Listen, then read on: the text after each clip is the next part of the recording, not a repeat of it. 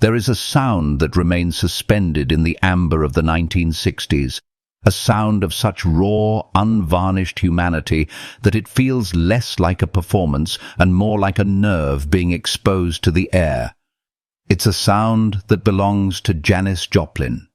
Before a legendary performance, in the electric quiet of a backstage room, amidst the clutter of empty Southern Comfort bottles and feather boas, she once tried to explain the paradox that defined her. "On stage," she said, her voice a soft Texas drawl, so different from the gravelly howl she was famous for, "I make love to 25,000 people. Then I go home alone." That single sentence is the key to her entire story. It unlocks the chasm between the adored psychedelic goddess on stage and the insecure, lonely girl from Port Arthur, Texas. Janis Joplin's music was not just a collection of songs. It was a desperate, joyous, and heartbreakingly public cry for connection. She tore her voice to shreds night after night, offering up every last piece of her pain and her pleasure to the roaring crowds, hoping that the echo of their applause might fill the silence that awaited her when the show was over. This is not the story of a rock star who was destroyed by fame. It is the story of a woman who wielded fame as a tool in a lifelong search for love, a search that was as beautiful and as doomed as the explosive, fleeting notes of her most iconic songs. The Howl was born in the humid, oppressive quiet of Port Arthur, Texas. In the 1950s, it was a town built on oil and conformity, a place of rigid social codes, racial segregation, and suffocating expectations for a young woman. Janis Lynn Joplin was an anomaly from the start. She wasn't delicate or demure. She was loud, she was opinionated, she was brilliant, and she was relentlessly bullied for it. While her peers were joining sororities, she was reading Kerouac. While they listened to pop, she was painting and writing poetry. Her classmates called her cruel names: pig, creep, a freak. They tormented her for her acne, for her weight, for her refusal to be anything other than herself. It was a deep and lasting wound, a primal rejection that would fuel her art for the rest of her life. Her father was a quiet engineer at Texaco, her mother a registrar at a business college. They were conventional people who loved their daughter but could not comprehend the restless, artistic soul that burned inside her. Her escape came not from a car or a bus, but from the crackle of a vinyl record. A friend introduced her to the blues, to the powerful matriarchal voices of Bessie Smith, Odetta, and Big Mama Thornton.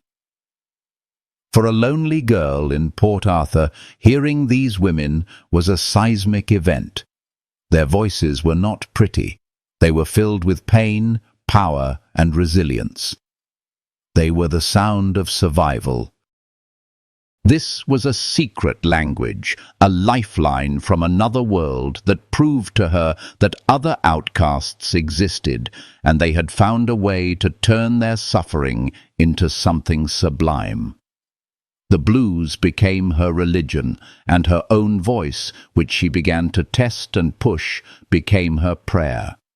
She knew with absolute certainty that she had to escape Texas to find her congregation. The road out of Texas led to the Technicolor wonderland of mid-1960s San Francisco.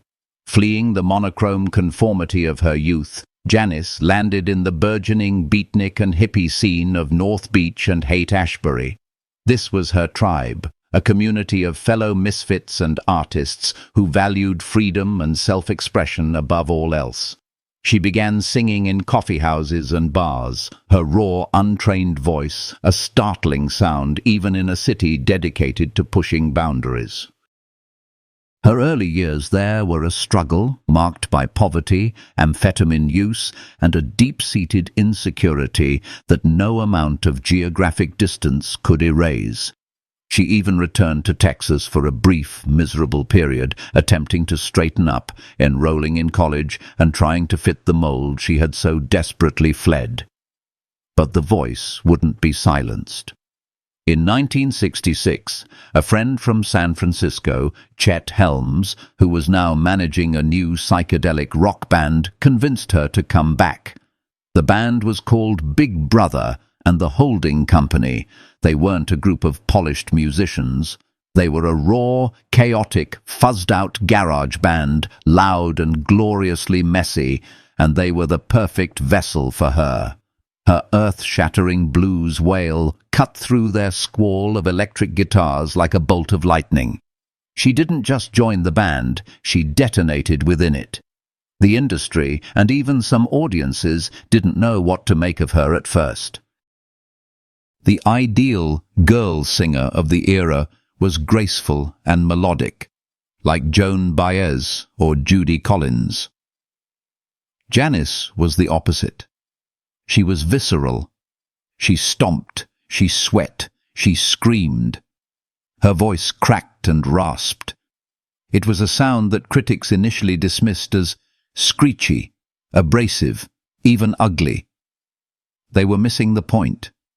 It wasn't meant to be pretty. It was meant to be true.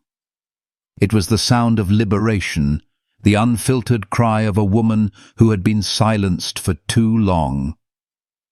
In the smoky, sweat-drenched ballrooms of the Bay Area, like the Avalon and the Fillmore, Big Brother and the Holding Company built a ferocious reputation. The word was spreading through the underground. Something new, something wild, something utterly unprecedented was happening whenever this girl from Texas opened her mouth to sing. The moment the San Francisco underground exploded into the national consciousness came on a sun-drenched afternoon in June of 1967. The Monterey International Pop Festival was the definitive cultural event of the Summer of Love, a gathering of the musical tribes from Los Angeles, New York, and London. Big Brother and the Holding Company were relatively unknown outside of their Bay Area bubble. They took the stage on Saturday afternoon, and in the space of a single song, Janis Joplin became a legend. That song was Ball and Chain. From the first ragged, feedback-drenched guitar riff, the performance was an act of raw exorcism. Janis, dressed in a gold-knit pantsuit, approached the microphone and unleashed a sound that seemed to emanate from the very center of the earth. It was a howl of pain, rage, and ecstatic release. She wasn't just singing the song. She was living out its agony and its defiance in real time. She stomped her foot, her body contorting, her hair flying across her face as she squeezed every last drop of emotion from each note.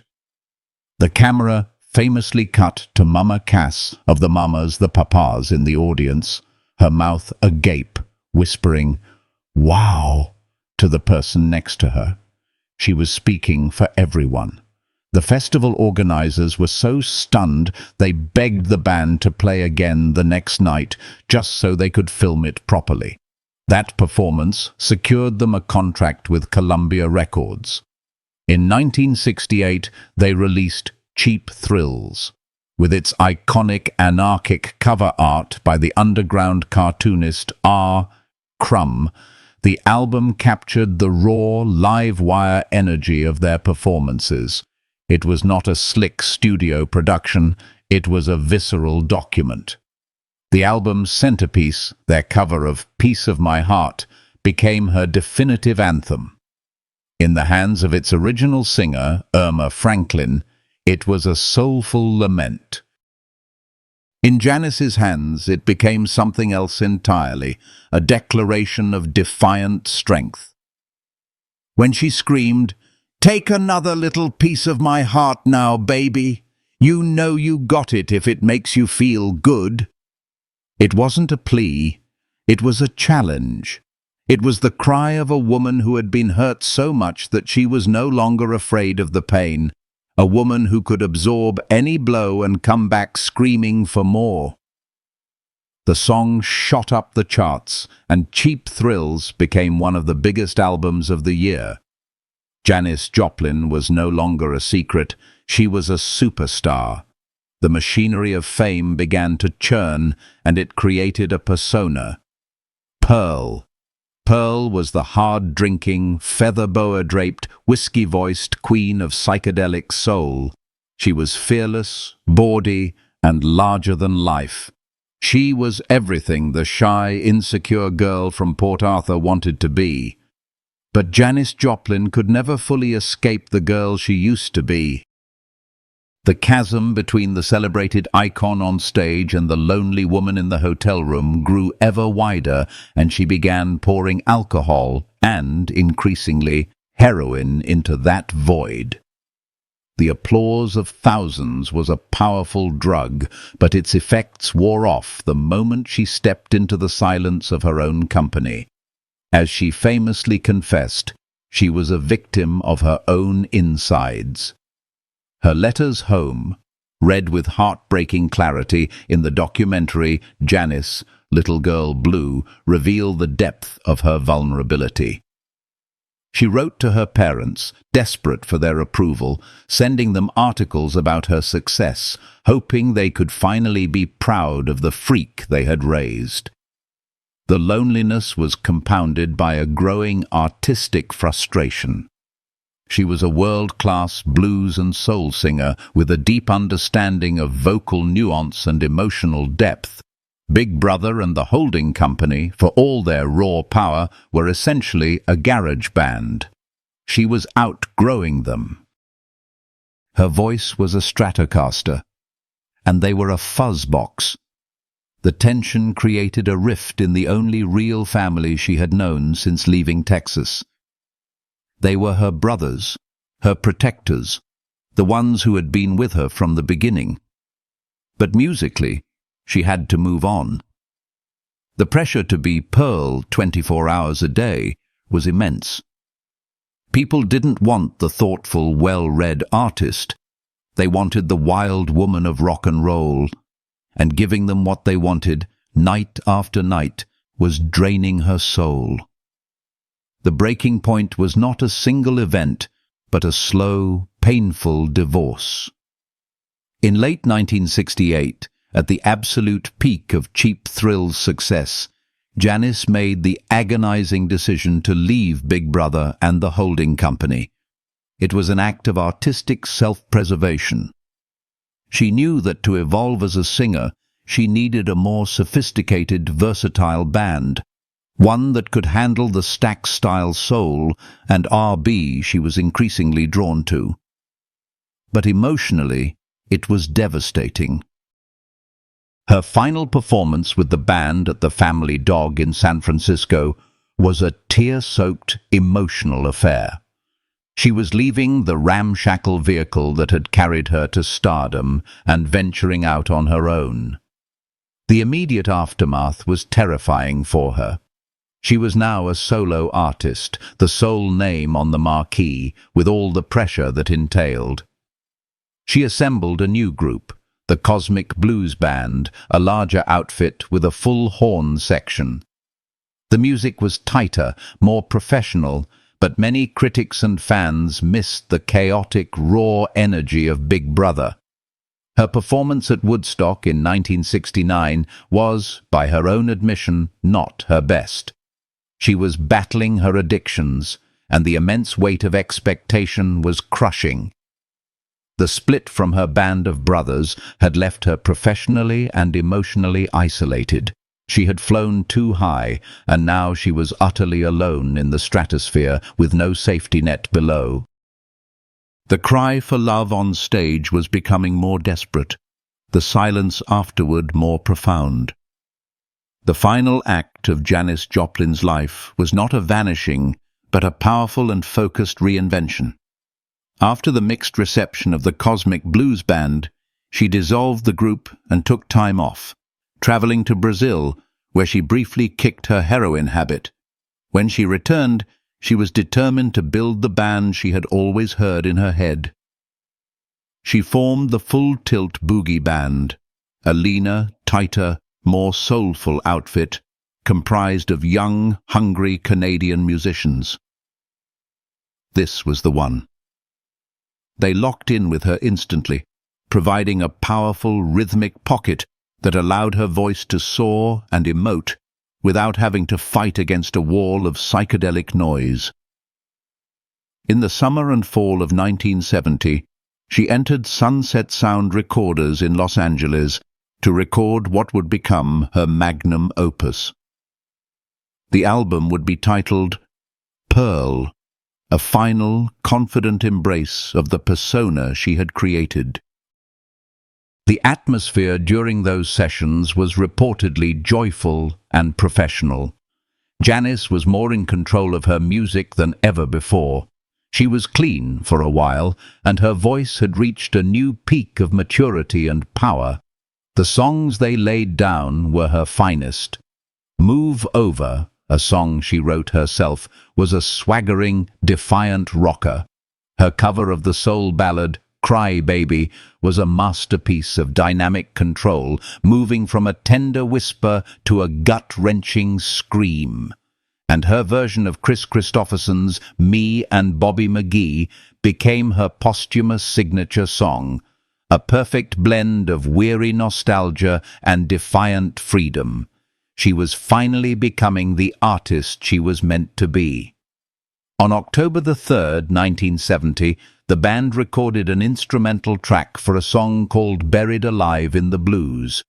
Janis was scheduled to lay down her vocals the next day. She never showed up. She was found dead in her room at the Landmark Motor Hotel from an accidental heroin overdose. She was 27 years old. The silence Janis Joplin left behind is as powerful as her legendary cry. The album Pearl was released posthumously, a brilliant, heartbreaking farewell from an artist at the zenith of her powers. The track, Buried Alive in the Blues, remains an instrumental, a ghostly and permanent reminder of the voice that was stolen too soon.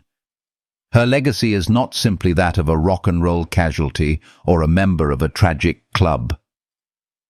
It is far more profound.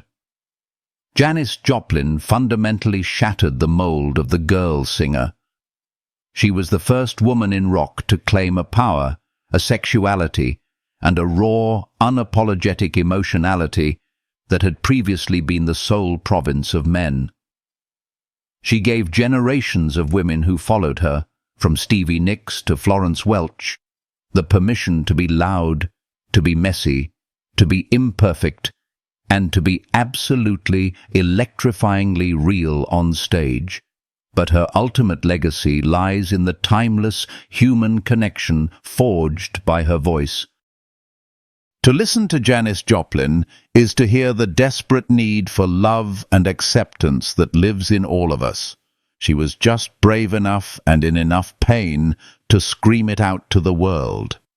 Her voice is the sound of a heart thrown open, a joyous and ragged prayer for connection that decades after it was silenced continues to echo, assuring every misfit and every lonely soul that they are not, in fact, alone.